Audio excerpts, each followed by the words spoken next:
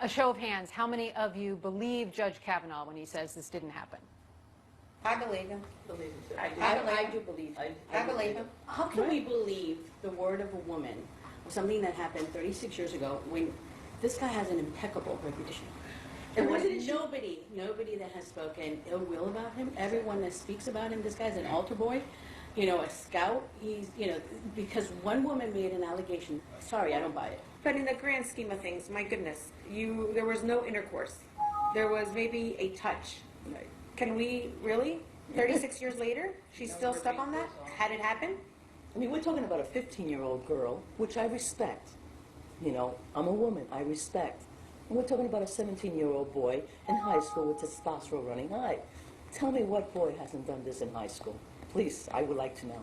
Why would she come forward if this wasn't true? Because it has basically destroyed her family. She's had to move, she's gone undercover, she's gotten death threats. So if she's lying, why come forward? She's also destroying his life, his wife's lives, his children's lives, his career. I mean, why didn't she come out sooner if she's telling the truth?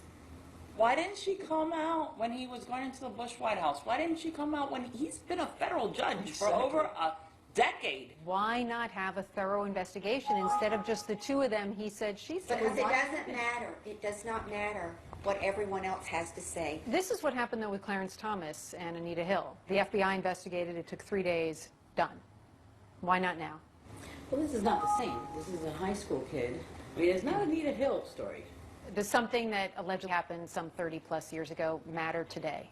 You can't judge the character of a man based on what he did at 17. And I would hate to think that 30, 40 years later, somebody's going to destroy your life because somewhere at some party, it's not right, but maybe you touch somebody the way you're not supposed to. And who brought the alcohol for these kids? As women, though, do you have some sympathy for her, for what she's going through? No, I have no sympathy. And perhaps maybe at that moment she liked him, and maybe he didn't pay attention to her afterwards, and he went out with another girl, and she got bitter, or whatever the situation is. They're kids.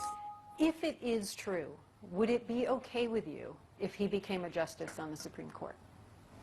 As long as that's an isolated incident, yes. He was 17. He was not even an adult. And we all made mistakes at 17. I believe in a second chance.